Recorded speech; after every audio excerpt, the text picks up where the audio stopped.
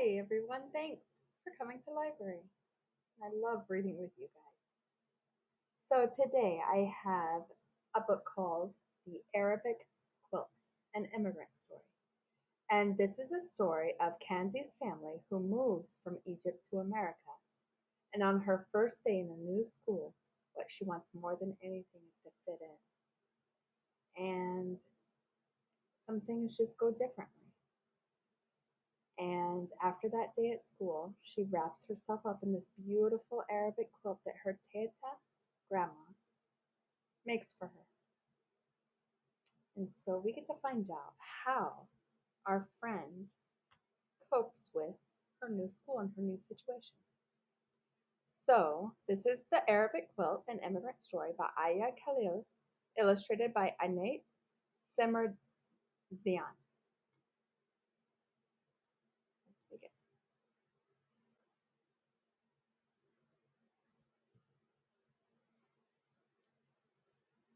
Kanzi, Hababti, you're going to be late for the first day of school, Mama calls. I'm coming, Mama. Kanzi stuffs her notebook into her backpack and quickly but carefully folds her quilt, the special one Teta made in Egypt. Breakfast is delicious. Egyptian fava beans, homemade French toast, and watermelon with feta cheese and mint. Zachariah has watermelon juice dripping down his chin. He looks happy. I packed your favorite lunch for you, a kofta sandwich, Baba exclaims.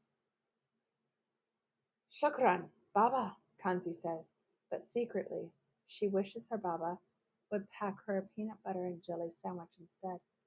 Her family has just moved to this town, and she doesn't know anyone. She doesn't want to be different. In the car, Mama sings along with the songs on the Arabic radio channel. When they pull up to school, Kanzi turns down the radio volume.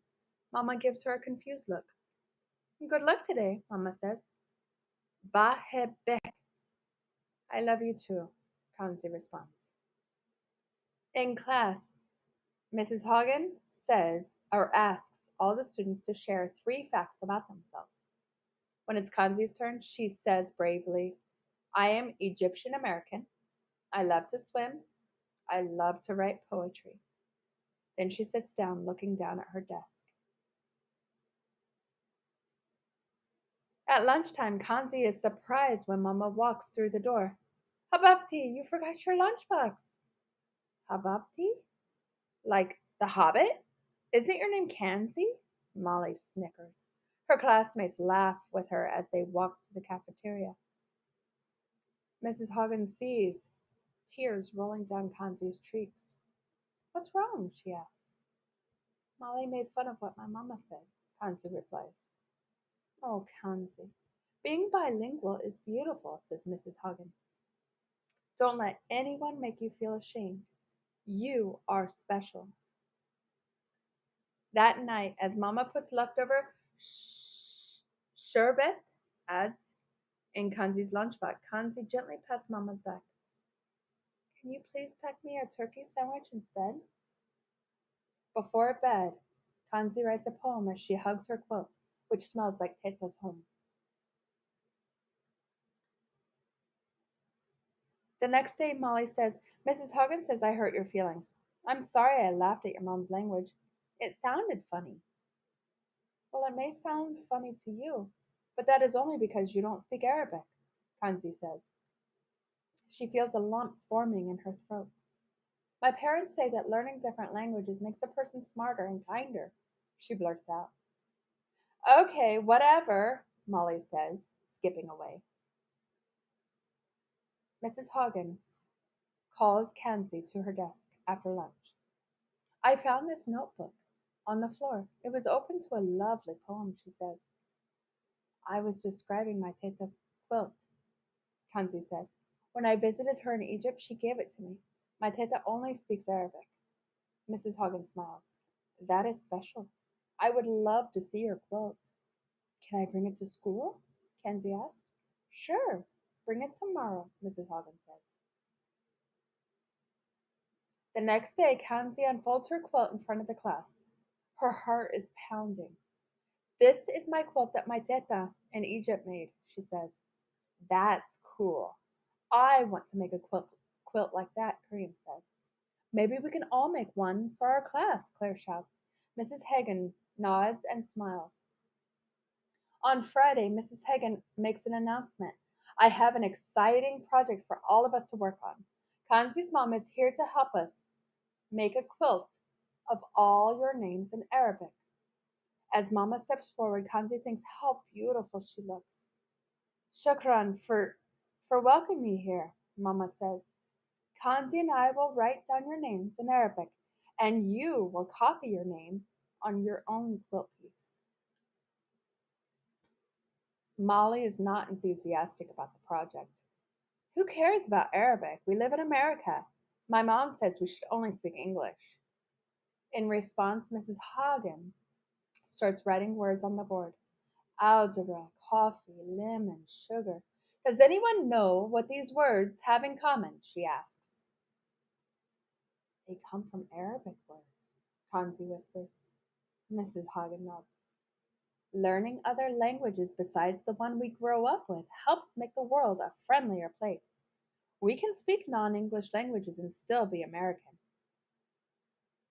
I wonder what my name looks like in Arabic, Tamika says. Kanzi and Mama write down everyone's names.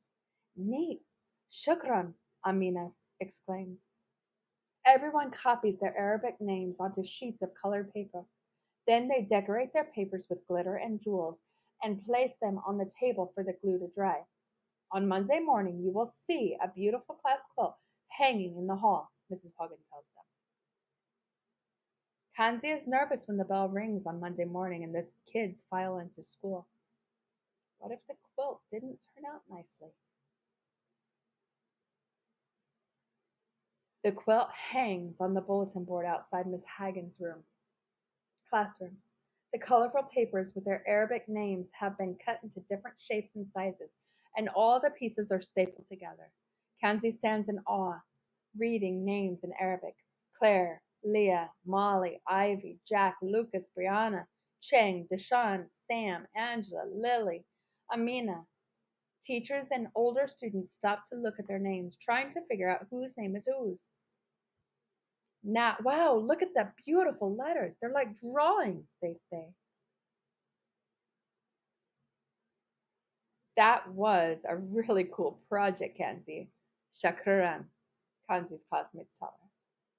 I'm sorry I made fun of you, says Molly. I didn't realize how important a different language is. Can you write my mom's name in Arabic? I want to give it to her as a gift. Okay, Kanzi says. Do you want to go swimming soon? Oh, I'd love to, Kanzi nods as Molly hugs her. Leaving class a week later, Kanzi stops to look at the Arabic quilt one last time. Right across from it, she is surprised to see another collage of names in a language she doesn't recognize. Those are my classmates' names in Japanese, Kira says. Our teacher was inspired by your classroom's idea, and she asked me to help write everyone's name in Japanese. Aren't languages a beautiful thing? They can truly unite us. Kanzi smiles in agreement. In her room that night, Kanzi holds Teta's quilt tight as she writes a poem for her parents. Shakran, Mama and Baba, for always encouraging me to be proud of speaking a different language and speaking it out loud. Languages can unite us together like a quilt, so I will always speak my languages without guilt. I will never be ashamed to speak in this language that is so unique. Barbek, Mama, Bahebek, Baba. And here is the glossary of Arabic words. You can see, like Mama looks like that, and Baba means dad, and it looks like that. And Shukran, thank you.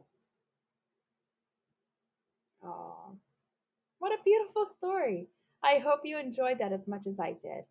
Thank you for reading with me, and until next week, have a great and safe week.